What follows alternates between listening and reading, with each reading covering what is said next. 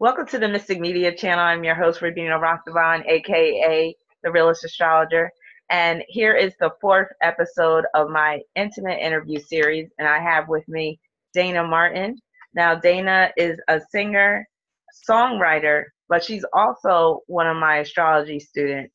And I consider her to be my protege in astrology as well. So, welcome, Dayna. And can you please tell us a little bit about yourself, what you do, and any projects that you're currently working on? Sure. Well, just across all social media platforms, and my stage name is Dayna Monet, just in case you are trying to look for me, Daynamonet, because, spelling. Anyway, but I'm an artist. I have been born and raised in Delaware, and Newark, Delaware to be specific, and I've been singing since I was like 2 years old. I have a very strong passion for like soul R&B music, which is kind of dead right now. So that's the type of music that I make. And I was first introduced to astrology when I was like 11 from my mother. And that has just evolved into this whole like love and continuing to study, get readings with Rabina, and then get classes. And now I'm thinking about also becoming an astrologer as well, and also other, divination practices. I got a tarot deck and all of that stuff. So my interests are kind of, they run the gamut of things, African spirituality, music, pop culture, all of that. Okay. I'm going to ask you some questions about your singing career, but I forgot that you had picked up tarot recently. So what are some insights that you've gained lately regarding tarot? The thing is that I do a reading for myself every day. I do a daily reading, I do a weekly reading, and I do a monthly reading. And I plan on doing one for the year 2019 as well. I'm going to try to get into your workshop on New Year's Eve if I still got some money. Okay. But what I've been gathering is that I'll notice that, there's certain type of cards that I just don't pull for myself, or certain types of cards that I always will get for myself. Like the other day I got temperance and I hardly ever pull the temperance card. So I have to go back online and remember what that means, because Okay. I have to like look that up or whatever. But I'm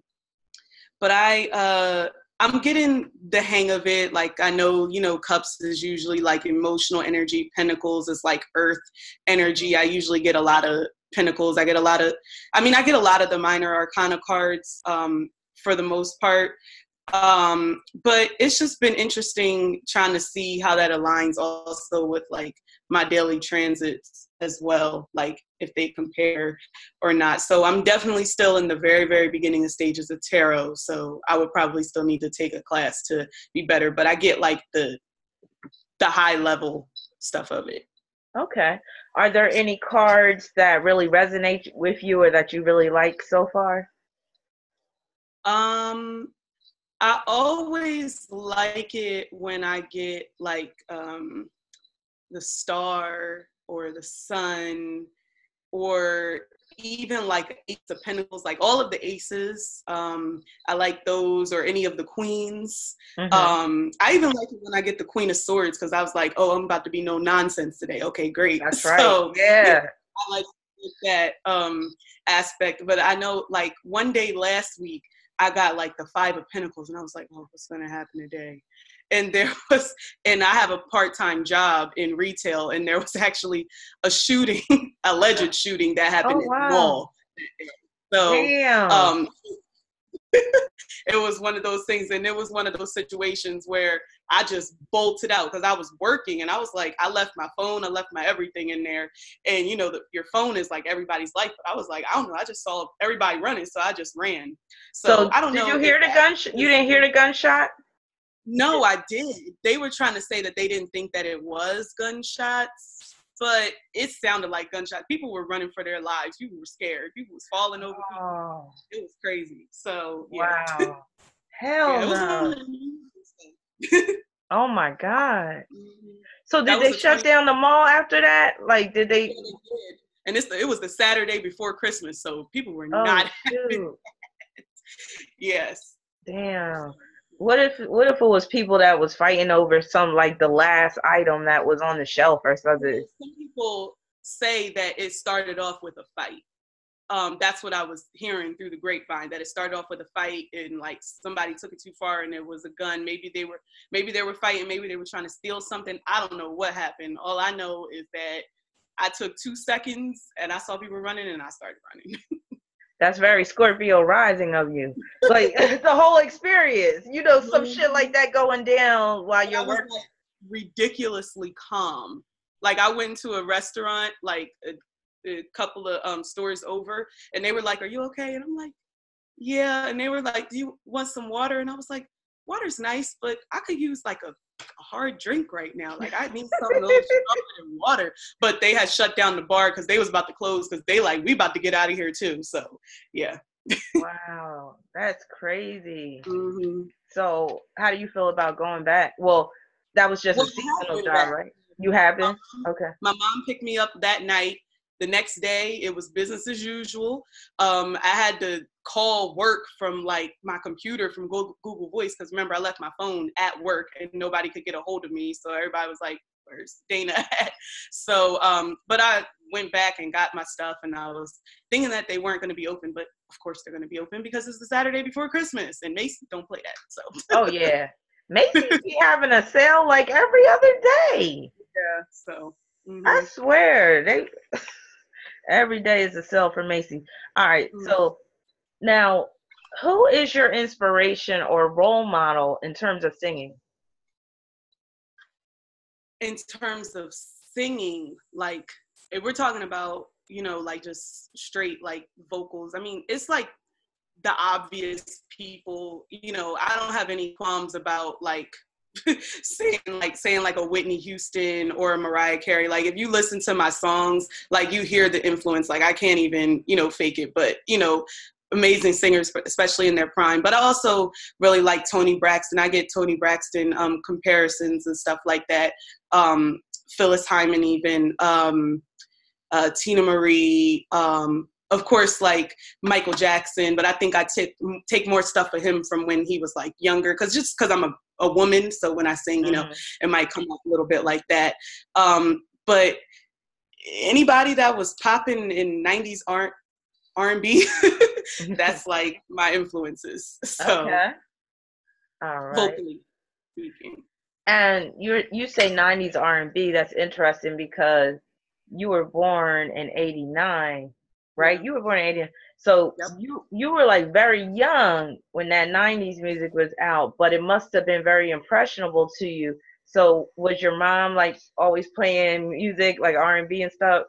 Yes. Well, my mom is a Cancer, so music is the They sound. they love music. So yeah, so as early as well, maybe even as early as like 1 or whatever, they used to have to put on videos to keep me quiet, music videos. Oh, But wow. at 2.5, I was like singing songs because she would she has a tape recording. I don't know what happened to it, but I was singing like Patti LaBelle, and I was singing what's that song by Michelle? Something in my Something heart. in my heart, yeah. I used to sing Janet and In Vogue. I used to have In Vogue earrings, and I used to wear my mom's wig and think I was In Vogue. Like I was at 2 and 3. So this was like, this is why I remember this music, because it was like embedded in me at such a young age, and I like, I was like a sponge to music. All right. Now, you've written some songs, and there's a couple of songs you've written that I really like. Why can't I think of that one song in particular? But you've released it already, and Good Karma. Is it called Karma? It might. Yeah, I think so. What's the other song? I released a song called No One Like You, I Deserve, and Falling Out of Love. I think it's No One Like You. Good Karma was the first. No, I think it's Good Karma. No One Like You. No One Like You is your son was the inspiration for that, right? Yes, my son. Okay. So it's Good Karma, I think. Yeah. Now, Good Karma in particular, how long did it take you to write that? I'm trying to think. I don't know, maybe a couple months. Okay. And Yeah. like, it doesn't always take me that long. mm-hmm. Like, when do you know that a song is finished? Well, I'm like, I know a lot of people kind of like jump all over the place and they just, go with the feeling and, be all like Piscean about it and stuff. But I'm kind of structural. Like I like it to have, a verse, a chorus, a verse, a chorus, a bridge. Sometimes my songs don't have a bridge, but it'll have like something, or it'll at least be a verse, chorus, and a bridge, unless the song just doesn't call for it. But I usually I listen to the beat and I'll like start to hum a melody or something like that. And I get an idea, get a vibe, do my little oohs and ahs and la la la la's. And then I start thinking about, words. Like I listen to the vibe of the beat and I'm like for instance, Good Karma, that's like a happy beat. It's like a feel good, like groove. So I don't want to be singing about anything depressing or anything like that. So I take that kind of thing into consideration too. So, and then I just kind of go from there, and wherever I start, I just kind of go with that like mood and vibe. Good Karma is that it's like very uplifting.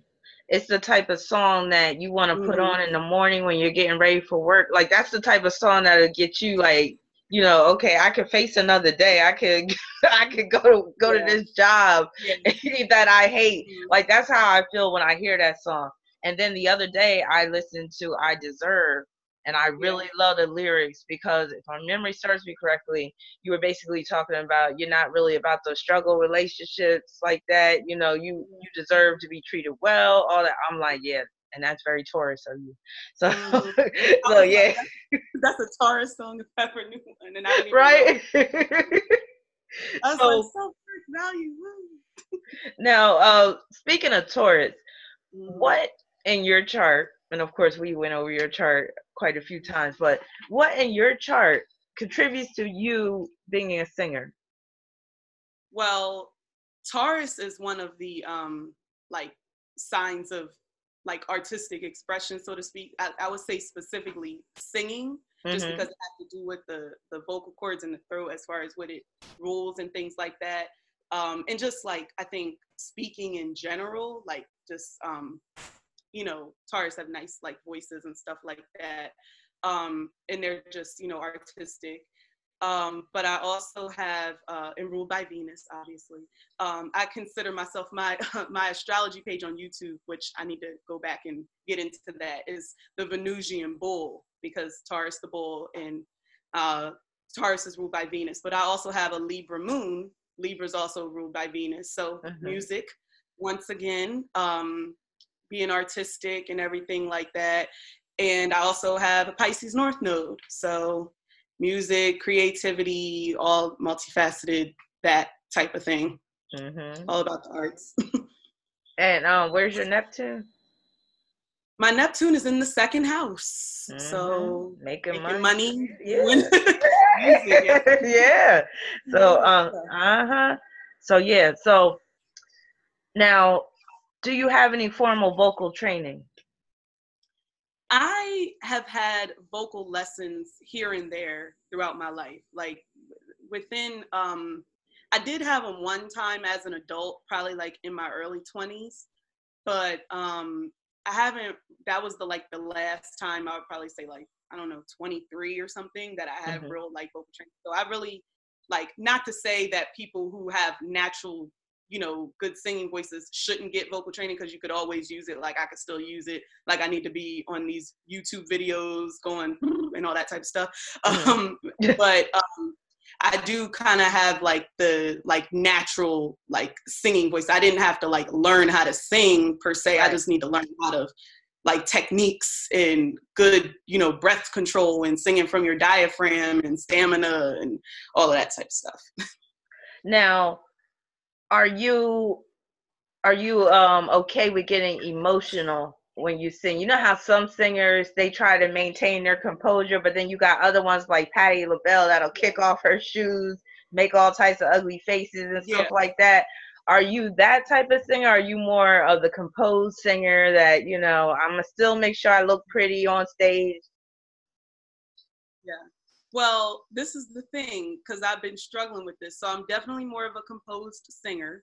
Okay. I think that's like very Taurus, and my South Node is in Virgo and all that type of stuff, trying to get to that Pisces North Node so I can let loose and stuff. But I think that some of the music that I have that's going to be coming out in 2019 is going to allow me to do that, because it's even more like hard hitting, and it's just like, Yeah, I can't just stand there and be like, da da da da, if I'm singing something that is like making a statement. So I think I'm trying to kind of like get out of that and like really, you know, feel certain things, but I'm always like I'm too aware of what people are thinking about when they're looking at me on stage. So and in yeah. life. So yeah. Yeah, so I guess that's what it is. Like, how self-conscious are you are now? I think about Fantasia when I think about one of those very emotional, very animated singers. Do you think that sometimes she's over the top, like she's too much? Um if like I would say if Fantasia wasn't doing her over the topness, I'd be like, where's Fantasia? Like Okay. I mean, like I'd be like that's her. If I Yeah. want somebody like composed and stuff like that, then I would, you know, I would listen to somebody like an Adele or something like that. Like, you know Yeah. what I mean? Like if I want somebody to just be like going hard and singing and I'm throwing shoes or whatever, then I'm gonna listen to Fantasia. Okay. So And yeah. how do you feel about Tamar Braxton, like in terms of her vocal ability, but also her stage presence, all that? Um, I haven't gotten the opportunity to see Tamar live, but I've seen a lot of like YouTube videos and stuff of her performing. I actually like her albums, particularly her first two albums. I really like it. I think that she kind of stays in her upper register too much sometimes, and it can Hmm. get a little like hard to listen to. It's not like always easy on the ear and stuff like that. But like, I mean, Tamar can sing. Like honestly, like I wish she would sing more instead of like being on reality TV. Like, Hmm. even though like I liked her on The Real, but I mean, I do kind of miss her on that show. Like, I'm not gonna lie in retrospect, but like I don't watch the Braxton's reality shows and all of that type of stuff. I did watch the one where they were with Ayanla and stuff, because that was good television. But Wasn't that some crazy drama? that was, Woo! and Tamar showed her ass, I was like, Tamar, if you don't just sing, please right? just sing. That's all I need from her, is just sing. Like that Iyanla episode, I could really see that, you know, Tamar is dealing with some, you know, mental health issues because Mm-hmm. I was just like, Definitely. wow. Yeah. Instead. Mhm. Now, would you ever consider doing a duet? Yes, I would love to do a duet, especially with a male R&B singer. That was my Because next question. Okay. where are the duets at anymore? Where are the like Make It Last Forevers and the what was that song? Jamie Foxx remade it, but with Mary J. Blige, but it was Love Changes. Oh, I love that. Or what about, Um you know about Romeo and Juliet? Oh, Levert, what's his face? Romeo, Mickey Howard and Gerald Levert. Romeo oh and Juliet. Oh, I love that I know duet. that one. But I mean I love duets, you know, If This World Were Mine and you know, Closer I Get to You, like all of them. And I don't know. I just love male female singing duets, and the only time you hear duets now is like with a singer and a rapper. So I Yeah, just really would like to hear like that kind of like sound or something like that. Yeah. you're right. Now, if you could choose a male artist to do a duet with, who would it be? um just because, you know, I don't know if you've been on social media, they had this whole like debate about the king of R&B and all of this type of stuff, how there's not really one now, but people was throwing out different people or whatever. So if we're talking about somebody from like today, then I would say Luke James. You know who he is? No, never heard of him. He played Johnny Gill in the New Edition movie. Did you ever Uh-huh. see that? The New Edition series? No, I He's gotta see that. actually an amazing singer. Like he sounds like Johnny, like he can sing like that. He's Okay. that. That's why he's under the radar. That's probably why you don't know who he is. Wow. Yeah, and he was at the Soul Train Awards performing in like that soul cipher that they do and stuff like that. Opened up for Beyonce a couple times. And if we were talking about back in the day, I don't know, like I would say probably like Maxwell or something like that. Okay. Maxwell. Even though he's nice. still out making music and stuff like that. Yeah. But I mean, it's so many. Yeah, I love Maxwell's voice. Very Mm-hmm. strong, and yeah. Now, I don't have this question on my list of questions for this interview, but when you said King of R&B, it made me think of this one artist. So I'm gonna ask you a question. So let's say R. Kelly stepped to you and was like, "Look, I want." I don't think so. Would that be like selling your soul to the devil? I deleted him from my playlist, from my 90s R&B playlist. I'm sorry, to let you finish your question. No, but we already get it. So, do you feel like that would be like selling your soul to the devil? Yeah. And also, like, I don't necessarily think at this point that he even has the same like clout. It definitely doesn't have the same credibility that he had even like 10 years ago. So somebody saying no to him, like to do something musically with him, is like not a big deal. Like to me, that like to the masses, it would be like commendable or something like that. So okay. What about P. Diddy? What if he was like, "Look, I want to sign you"? I don't even know if he's actively producing artists or anything. I wouldn't want to be signed to his label, but that's interesting that I had a once upon a time about 10 years ago, I had like a short little meeting sit down with probably a low level A&R at Bad Boy Records. So back then I was gonna be down for signing for a major label, but I was also only like 19. So yeah. Wow. Interesting. And you've done some auditioning, right? Yeah. Okay, so you want to tell the viewers about the auditions you were on? Yeah, so all the singing competition shows except for the 4, because it's brand new, I've auditioned for. So The Voice, American Idol, X Factor. I even auditioned one time for America's Got Talent.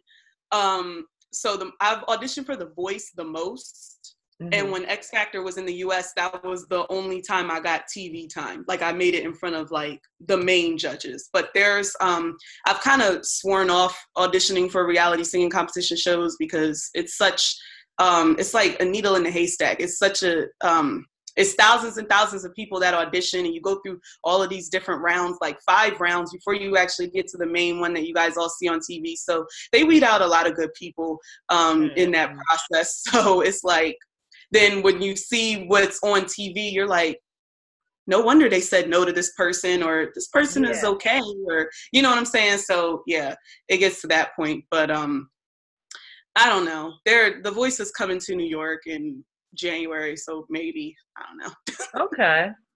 How you speaking of like, you know, the talent shows, how you feel about Jennifer Hudson?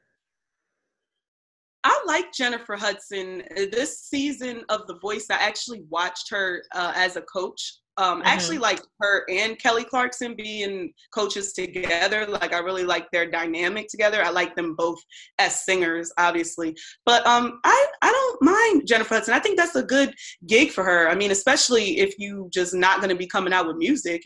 Yeah. Like, yours, but I mean like good music. Like you need a good producer, good writers, and all that type of stuff. But I think that's a good look for her. Yeah. Okay. All right.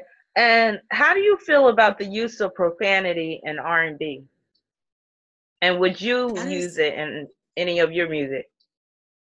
Well, I have used it in my music, and I think that it's like, I think it's like a balance. Like, I just don't think, like, if you take somebody like a Chris Brown or something like that, where it's kind of like overused and stuff like that in his music, when he's always like, F this, F that, whatever. And, you know, penny drop it, you know, all of that type of stuff.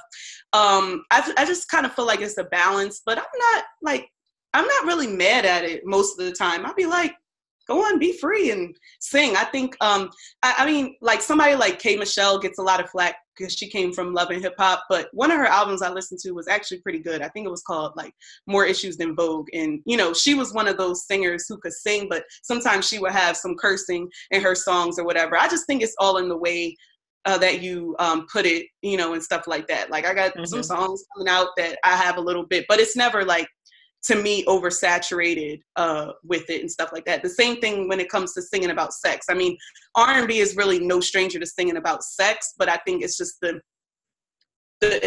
explicit lyrics. Like it was always like roundabouts and like not really saying stuff. Even when you're talking about a song like Meeting in My Bedroom or something like that, it wasn't as like direct as, I don't know, Chris Brown's Put You Back to Sleep or you know, whatever, all of his songs that are about sex, really. So that's just the only example I could think of. Okay. So it was something I was going to ask you that was along the lines of what you said, but I forget. But if I remember, I'll go back to it. Now, what in your chart do you feel acts as a hindrance in terms of your singing career? Like, you know, putting yourself more out there, reaching for the top, things like that? That's a very easy question. And the biggest answer is that I don't have any fire in my chart. I am water, earth, and air. And in order to really get stuff done when it comes to being in the entertainment industry, because I've looked at a lot of entertainers' charts and they got fire at least in one spot. You know what I'm saying? So I think that that's going to be my biggest challenge. And plus my Mars is in Cancer. So it's like, even more like, it's just everything has to be a feeling and I gotta feel it. If I don't feel it, and I'm not gonna do it. So it's so like I could be real just like lax about it, and then all of a sudden I get this sudden burst of inspiration and stuff. So because I know that about myself, I think that makes me a little bit more hungry.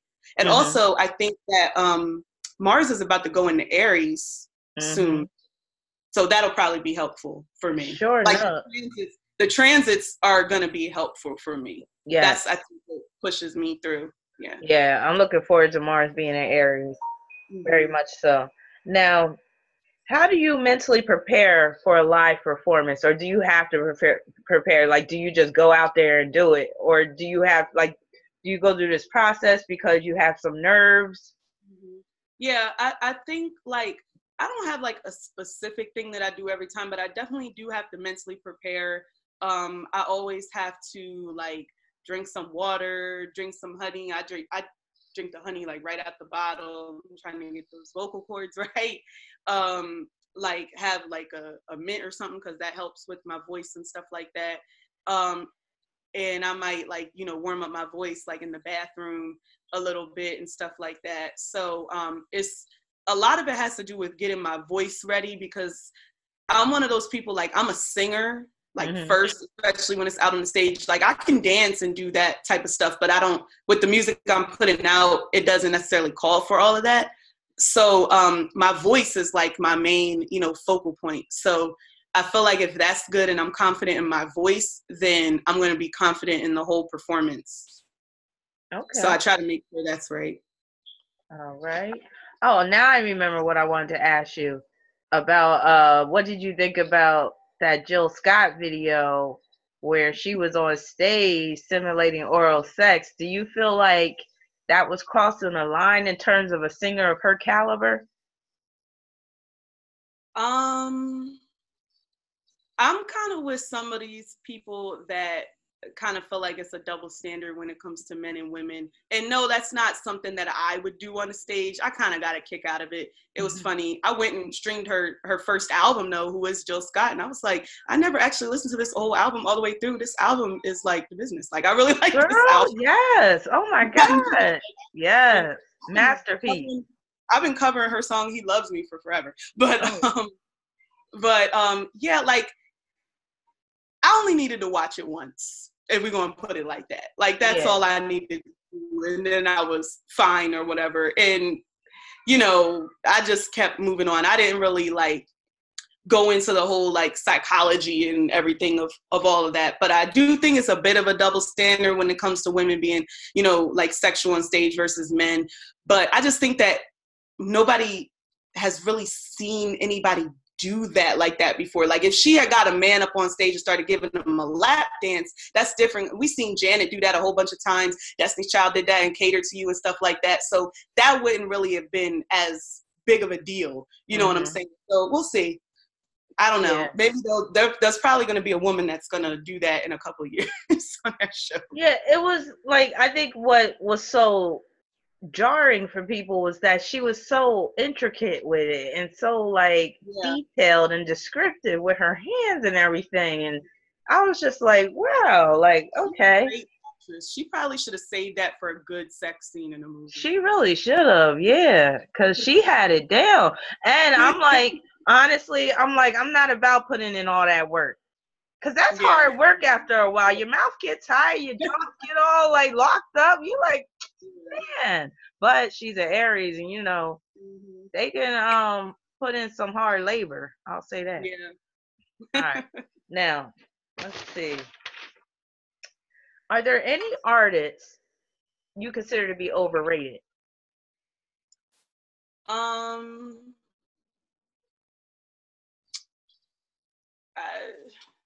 Like Taylor Swift.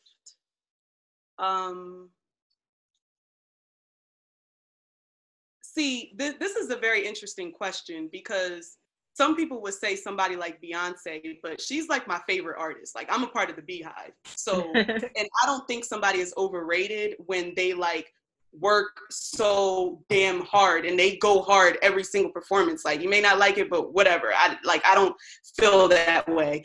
But I would say definitely Taylor Swift. I would even kind of say like Drake a little bit. Okay.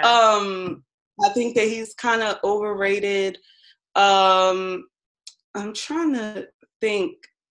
I mean, it's quite a bit of people, but I don't know how many people that are like considered like superstars that I would think are like overrated. Because music these days is just kind of like some people.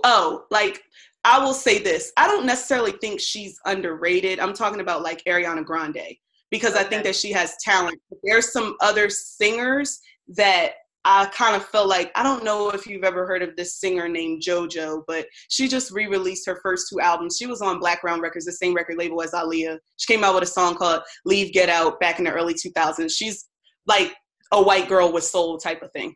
Okay. And like, it's like I prefer her over somebody like an Ariana Grande, just because she has like more grit to her voice. And, you know, so I would like it if somebody like her had more, you know, shine or something like that. So, and all of like the white artists that kind of steal our stuff. Black people music. Are you talking about like Justin Bieber and stuff? Oh yeah, well, he would be overrated, but he's not really doing anything right now, so I'm not gonna really like bash Justin Bieber. So maybe this is more like in the past or whatever. But I saw the Grammy nominations come out, and I was just like somebody like Cardi B. It's like I like her, and then I don't. I really do. I'm not gonna lie. I like that Money video. Not crazy about the song, but I like that video. I thought it was very obviously it's very sexy, but it was very like, I don't know, it was visually stimulating. I just liked it. So I would say that Cardi B would probably be considered like an overrated artist, like to the masses or whatever, just the way that she's like fed to us.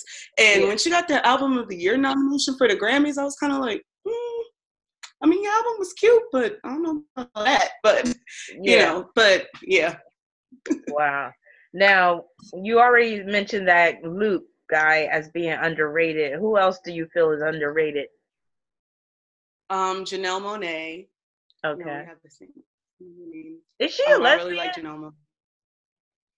She's like, they call it Pan. Yeah, what's that about? She did. Well, she's just attracted to, you know, men, women, like trans women, trans men. She would be like game for that. I think that's what it means because I had to look it up or whatever. Yeah, because I'm like, I guess that's what pansexual is, because I don't really know what that is either. But I would think, yeah, that means that you're even into like trans and all that type of stuff. It don't matter. I hope, you know, it stops there, because when I hear pan, I'm like, that's why I had to look it up. Yeah. And make sure that it didn't have anything to do with, like, you know, animals and such. But that's what it sounds like to me. It sounds like anything goes. But I think if she would have just said like bisexual, then it would have just been a little bit easier for people. I'd rather just say undeclared. You know what I'm saying? But I do like Dayna Monet. She has some good music. She's different. I really like her performance and everything like that. Somebody I feel like from back in the day that's kind of underrated is like Tamia, and I still follow her on social media. Okay. She can still sing down, so I enjoy listening to her.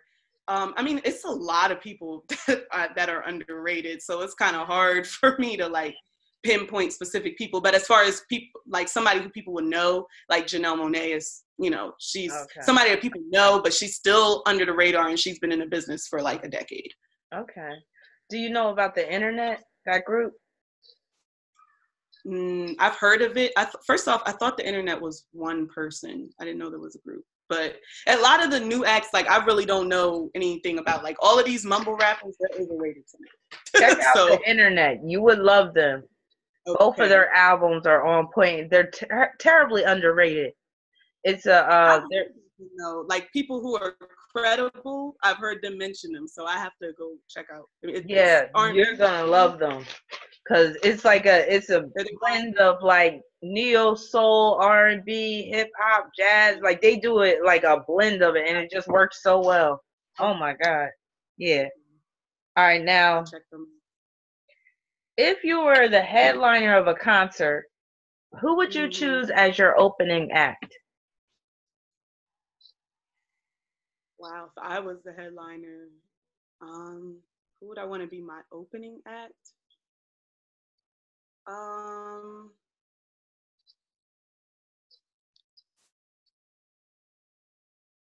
mean, I don't really like the fact that I'm choosing them, because they already like kind of were the opening act on the biggest tour, but I just really like them and their vibe. So I really like Chloe and Halle. Those two, yeah, okay. I really like them. Yeah, I really like them. I think they're singing different music, but I just really like their approach and like their artistry and like their harmonies, and just how they don't care, and they're just going to release the kind of music that they love and stuff like that. And maybe even like the girl I was talking about earlier, JoJo. I probably have her open up for me. Okay. All right, now Mario, because I miss him. He need to come out with some music. Putting out? So he's not putting out music anymore? I don't know, but I've heard he was on Empire. I don't really watch that show anymore like that. So, but hopefully he can get some music to come out soon. Yeah, I don't really know nothing about these mainstream artists nowadays. I just stay in my lane in terms of the music that I'm like, yeah. Now, how does the Virgo South Node, because you have a Virgo South Node, how does that play out in your life in some ways? I'm always like, I'm already very like mercurial because I have a lot of Gemini energy. My Mercury is in Gemini, and then I have a Virgo South Node. So my mind is always racing. Like I'm kind of never like completely relaxed unless I'm asleep. So mind is always going. I get like stressed out a lot. It's like a lot of that nervous energy is kind of suppressed. It's probably a lot due to my Taurus sun, because I can keep that cool, calm, and collected vibe. But then when I'm like around somebody that I know I'm comfortable with, I just kind of like blow up and they see all of the madness or whatever. But I just think that it just kind of prevents me from really like letting go, especially trying to do music and being in the entertainment industry, wanting everything to be perfect.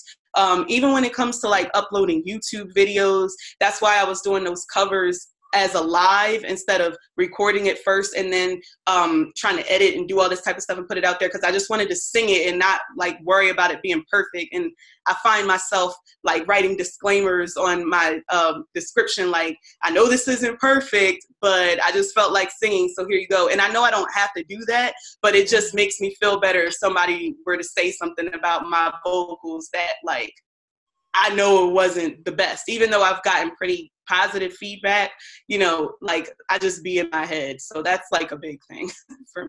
Okay. And how has the Pisces North Node challenged you to evolve?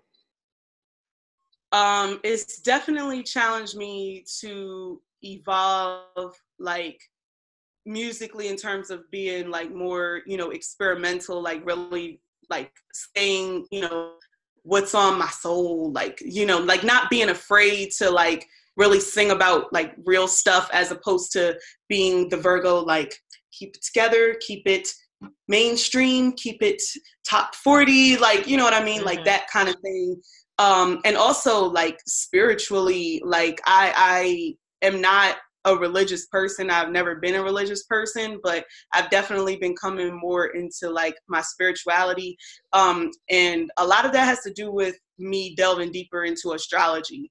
So I've been getting like, and then astrology kind of led me to tarot, and tarot kind of led me to like African spirituality, because certain cards, like, you know, the High Priestess, and I, you know, was looking up stuff like about that, and just kind of finding out, you know, what we as, you know, Black people were, like our faith and our, you know, spiritual practices were before we were, you know, for the transatlantic slave trade happened, and how, you know, we had to cover that up. And, you know, people try to act like African spirituality is the devil, and, you know, intentions and magic and all that type of stuff. So yeah, I'm getting into that.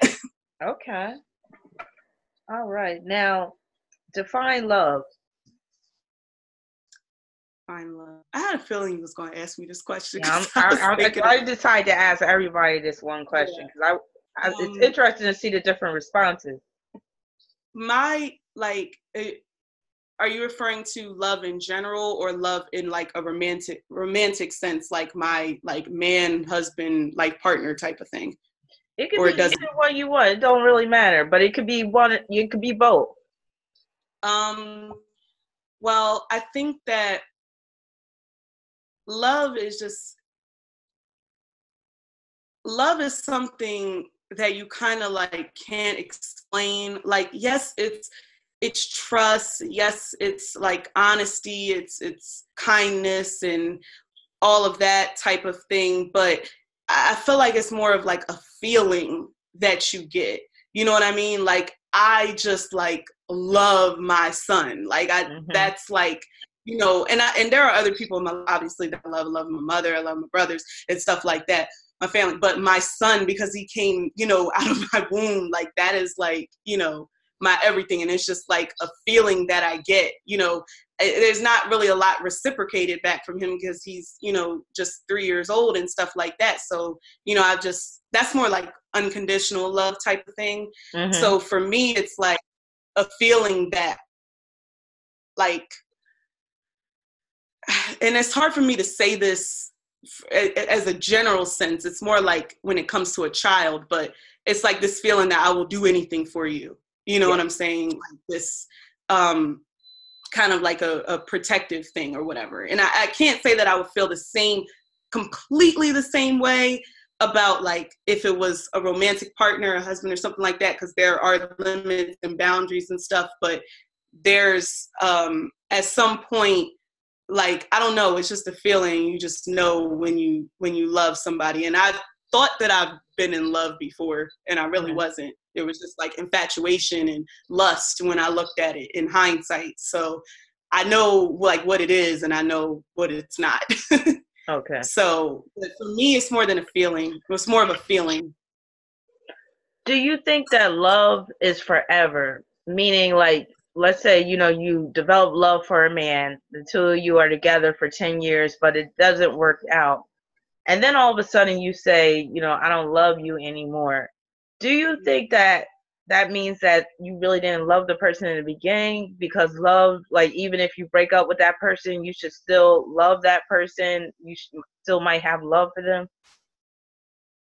That's a tricky question because there are a lot of people who kind of just have that very like loving, nurturing kind of, you know, personality, and they just kind of love everybody, and they say they love them, they love strangers, and they're like, I love you, man, I love you, you know, that type of thing. That's like not me. So as somebody, like, I can fall out of love with somebody and then say that I don't love somebody anymore, because I can say I can still have love for that person. Like, I don't, you know, want anything bad to happen to you. I don't want any ill will, like all of that type of stuff.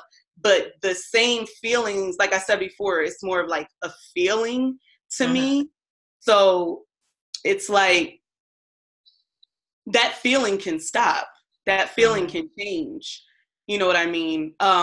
It doesn't really happen with like, you know, like somebody like my mother or something like that. And I know it would have to be seriously extenuating circumstances for that to happen. Because I know that some people have horrible relationships with their parents, and, you know, they've been done really, really dirty like that. Like, thinking about a movie like Precious or somebody like that. Like that situation, I could not love my mother. Right. You know what I mean? Yeah. But in normal cases, like, I'm always going to love my mama, like that type of thing. But aside from my mama and my child, it's like conditions. Yeah. You know. That's where love can get dangerous. You know, I feel like that love word can be potentially dangerous because people will take that word and use it to their advantage, and basically have the person that loves them keep on making excuses for their bad behavior or their transgressions and say, but I love this person, I'm going to keep on, you know, being in their corner or whatever. And it's like, you know, should there ever be boundaries placed upon love? Even let's say we're dealing with our own children, because a lot of times as parents, that's where we can trip ourselves up, because we say we love our children. Okay, what about adult children? How much, like, where does it begin and end with the love? Like, okay, my adult child is a drug addict and they're homeless. Should I allow them to live with me, even though they're not going to kick the habit, even though they're going to continue to use drugs and probably mess up my home, steal from me, all that? Rehabilitation program, like that's my, like, I would think that I would be a very tough love type of parent. Like, when my child, like, it's over, yes, he gets all the loves and hugs and kisses now, he's 3, but even now I'd be like, you know, don't do that, you know, you're not supposed to do that and stuff. So I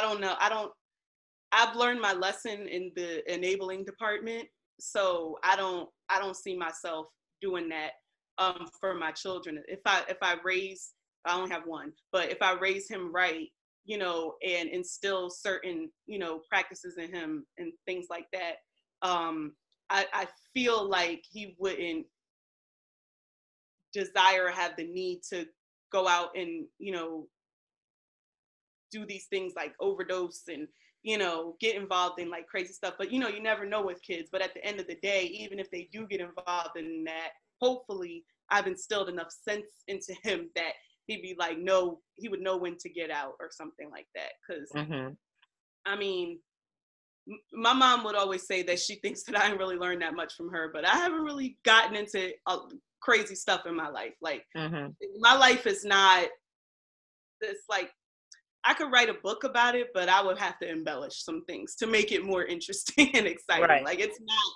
like that crazy, you know, compared to other people's. Okay. The more I think about it, I'm like, should we even say that there should be certain types of love that are unconditional?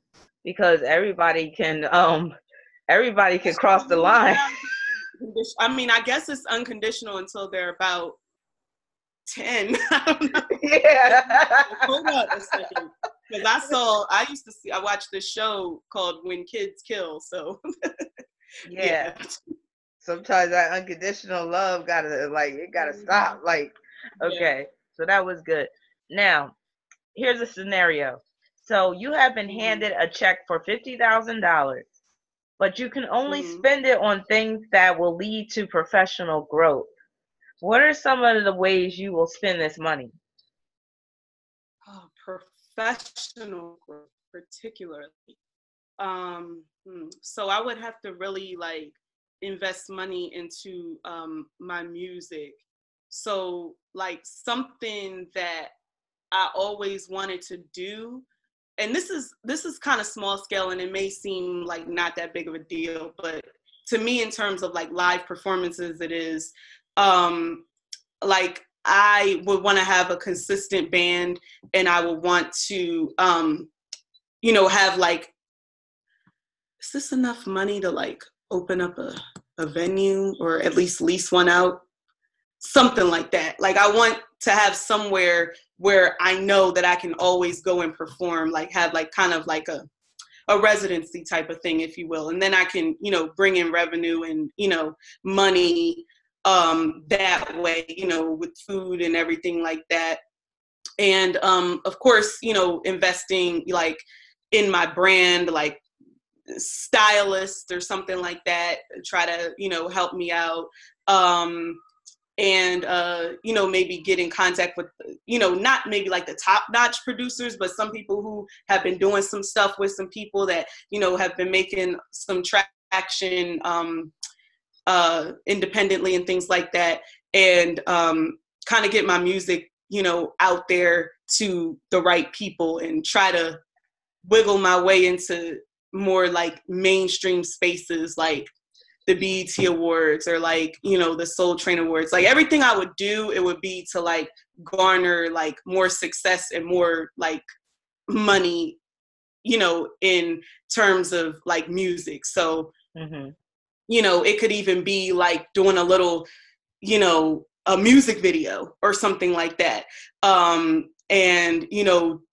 marketing it to the right person or something like that, get my social media game up and all of that type of stuff. Advertising is not cheap. So Yeah, sure not. so that would be a big thing. Okay. I love the idea about you opening like a lounge or whatever and having, like you said, where you could have residency there and you could always perform, showcase your talent, all that type of stuff. And then I could That's get smart. acts to perform there as well. What'd you say? I could get other acts to perform there as well when I'm not performing and, generate, revenue and stuff like that. And so, yeah. And I just have this thing. I just love local bands. I love local talent. The underdogs of music. I like that. I like when I could go somewhere and there's live music and the band is rocking and like they're real good, but they don't, you don't even know who these people are, but because they're local, but Yeah. they really sound good. It's like we need to keep that alive as well. Yeah, it's just Local not, music, it's yeah. definitely not enough of that where I live in Delaware. Like you really got to go to like Philly and like DC and New York to like get onto that scene. And even in Philly, like it's kind of hard to find, especially like for amateurs. Like if you already have a following, then you can get, a gig. But if you don't really have a fan base, like somebody like me, and it's just still like your friends and family that's coming there, it's like, it's really difficult, to be able to perform places like, like I would want my venue to be more of like an amateur night, not like an open mic. I want like preparation for this if you're coming on the stage, not just like I had a few drinks, I'm gonna go up and sing type of thing. So yeah, like it's like your show. It's gonna be like your show. You know what I mean? Nice. Yeah. Maybe you could really make that happen one day, because that sounds like something that would really take off. Okay, so we got about 10 minutes left. So we got the this or that portion of the interview. So like go ahead. I said, we'll see how this works with my Libra moon and me not being able to. Oh, that's right. Yeah. So I don't want you to think too hard. Just say the first thing that, appeals to you or what you prefer, okay? Silk or satin? I believe my bonnet is satin, so I'll go with satin. All right. Rock or jazz? Actually, like, I know that's hard. This is my problem. Jazz. Okay.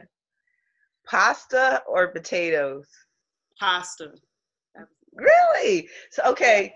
Yeah. See, now I gotta explore this more with you, because especially because you're a Taurus. So you said pasta over potatoes, but what if you couldn't ever have any potatoes anymore? You just had to go with pasta the rest of your life. So are you saying no more French fries, no more potato chips, baked potato?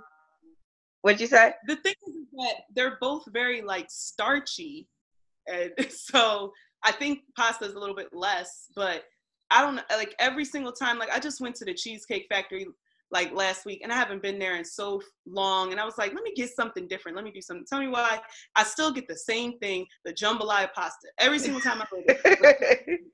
Same thing. So pasta. Okay. Yeah. All right. Lemon or lime? Lemon. Okay. Melody or harmony?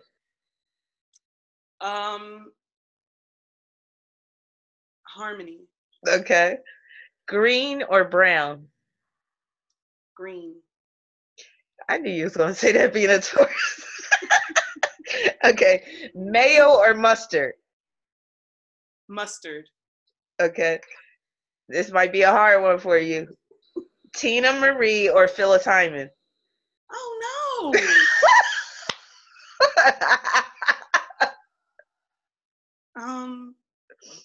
I'm gonna have to go with Phyllis Hyman just because, and I love Tina Marie, but I actually know more Phyllis Hyman songs. Okay. And I think like her voice just kind of works with mine a little bit more, so it's really just kind of based off of that. But yeah, and I know you love them both because you've done covers for both of their songs. Yeah. But Phyllis Hyman kind of holds a special place in my heart. Like I'm actually low key waiting for her biopic. Like okay. Yeah, like, it's overdue. Somebody. Yeah. Who do you think could play her? Me? I don't know. I don't know. If they're using her voice in the movie, then a good actress will suffice. Like a good Black actress will suffice. But if they asking somebody to sing, it just makes it a little bit like you gotta have that deep husky voice. Like you have to. Don't be going up there trying to sing like Patty. That's not gonna work. Like, don't do that. I can't think of anybody, actress or singer, that could play her right offhand. Anybody, y'all let me know in the comments section if you could think of anybody, actress or singer, that could play Phyllis Hyman, that could carry that role. Because I can't think of any. Now, Prince or Michael Jackson?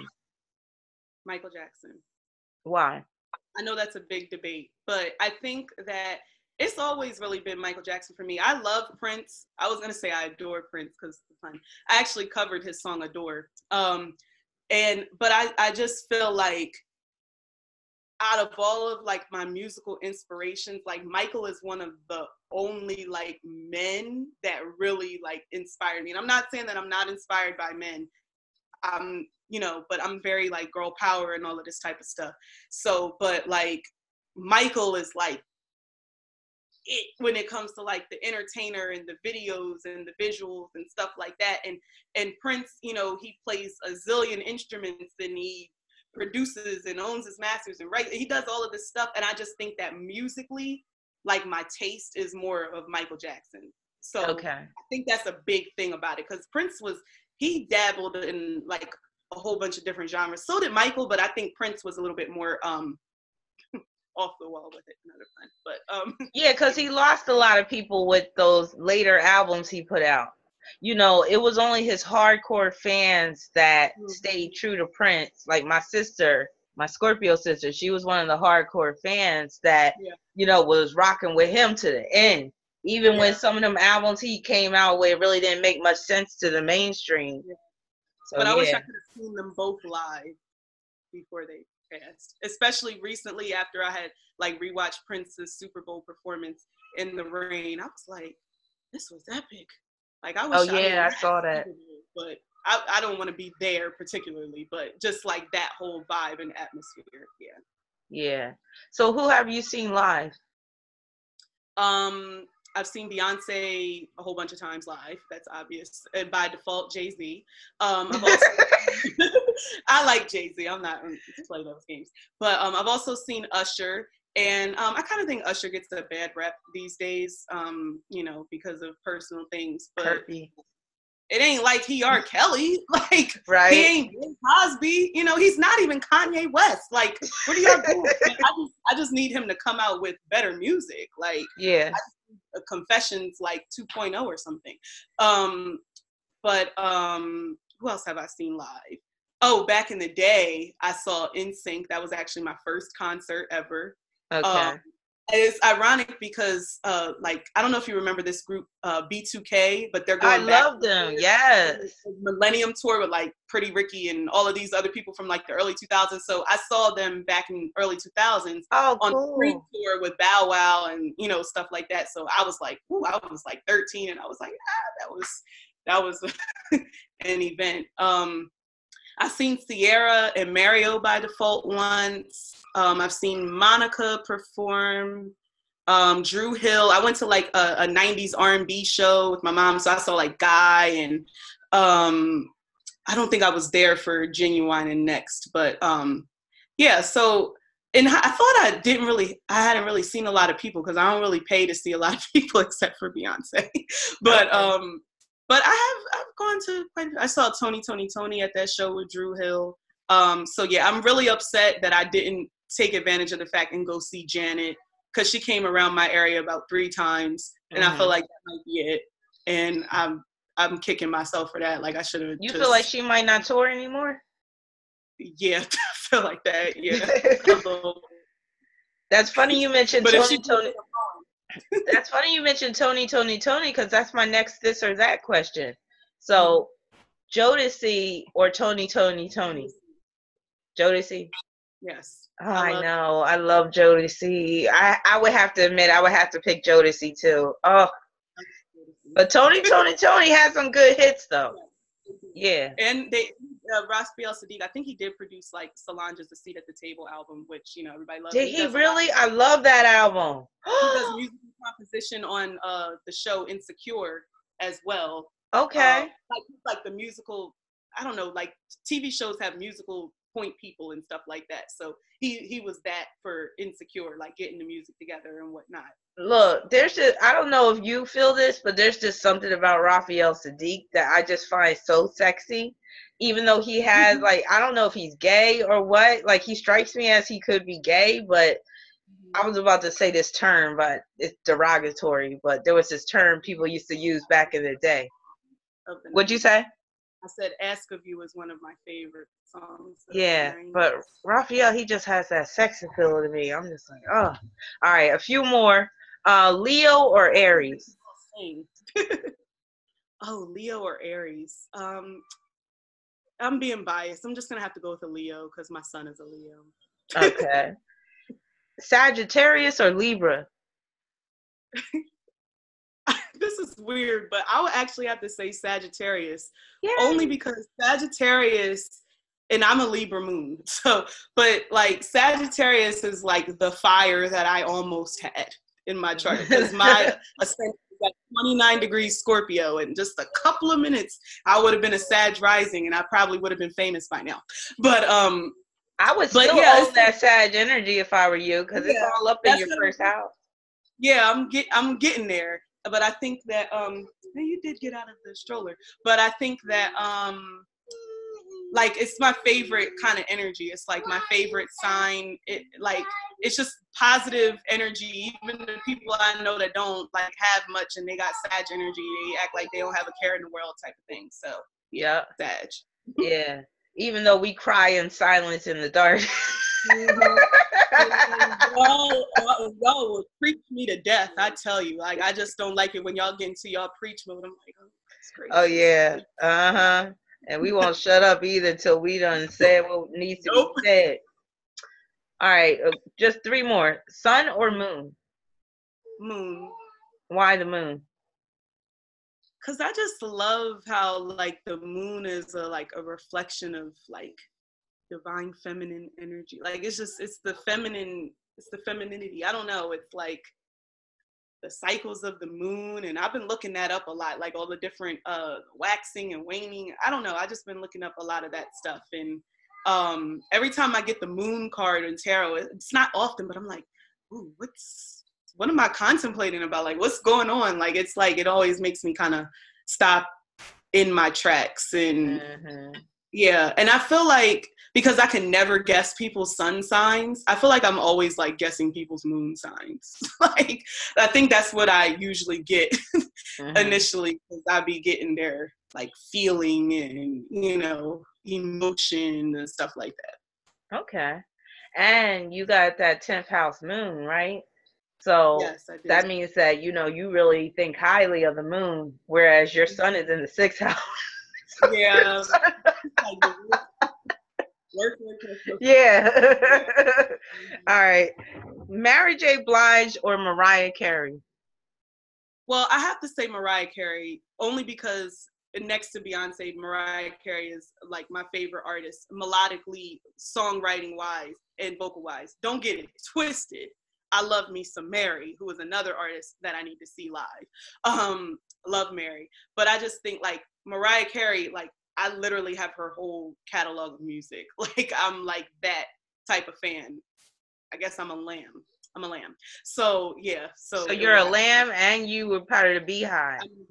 Yeah, okay. Those are the only ones. If Michael Jackson had one, I'd probably be in whatever that one is. But in terms of like really knowing like all of the artists' music and like all of the songs, even like the deep cuts that nobody knows, like that's like Mariah and Beyonce. You know, there's a lot of people that I'm fans of, but I think it gets that. The only thing about Mariah is that I've never seen her live. I might, only because I just feel like, you know, she is still a legend at the end of the day, and she's gonna be coming to my area soon, and I might, just for nostalgia's sake, and I enjoyed her most recent album that she came out with, and you know, I might go see her Christmas tour next year because it's like 25th anniversary. You know what I'm saying? Just for fun.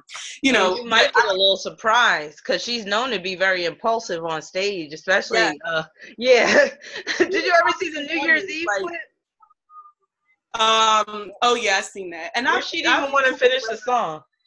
I've come to realize that after watching her sing on videos on YouTube and stuff, she's a lot better when she's singing for her fans at her own concerts than she is on specials, like TV specials and award shows and stuff like that. She's a lot more into it and entertaining and personal. Like she's actually very funny and like just sarcastic and stuff.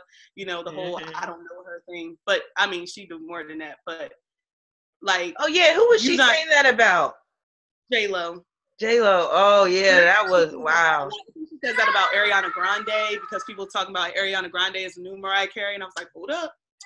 You know, so a lot of people say that. Oh, first of all, you don't compare some other artist to an Aries artist. So people are wrong when they do that with Mariah. That's why she'd be like, oh, I don't even know. Yeah, you're not going to put in. Yeah. Speaking of Aries, I didn't realize how many divas were Aries. Like Mariah Carey, Aretha Franklin, I think Diana Ross. Jill Scott. Jill Scott is, I believe Jasmine Sullivan is. She's not like a world-renowned diva, but I mean, she can sing. And it's a whole lot more that I don't even remember. So Aries was like the big one when it came to like the divas. And I was looking up the charts. Was Aretha Franklin? Yeah, Aretha Franklin was one too. Yep. Sure enough. Sure was. All right. And last question.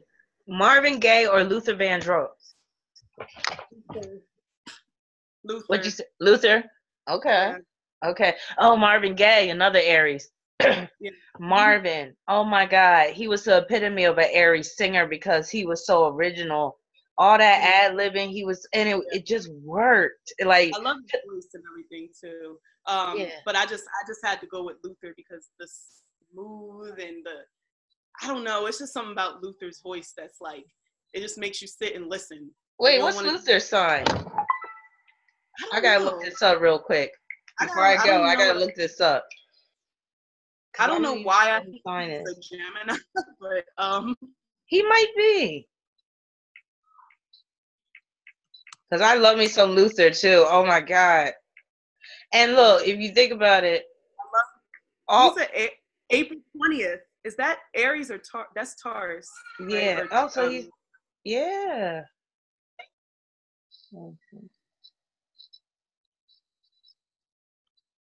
He's April 20th, 51. Let me pull his chart real quick. Of course. He's a 20. No wonder why he had that femininity with him. Go ahead. Yeah. All the stars got that fire energy. Well, it makes sense because it's like they got to put themselves out in front. And, you know, it takes a lot of courage. Even Michael had a little bit of Leo energy. And I think he had like a Aries South Node or something. Even though Michael was very like meek.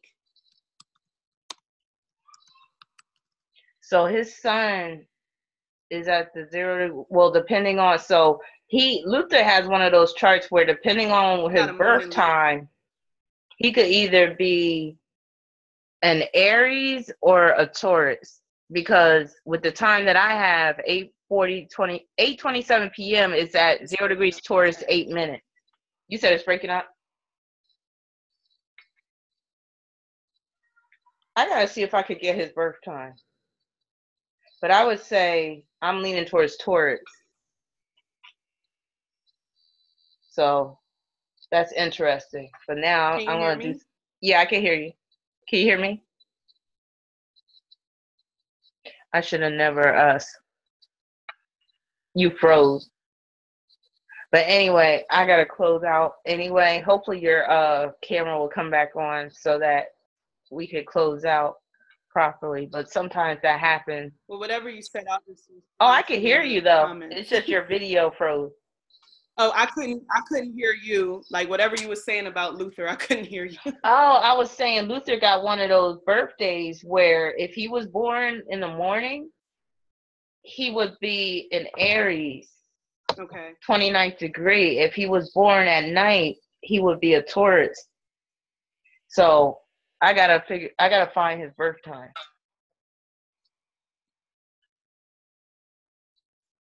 If he was born later, he would be a Taurus sun.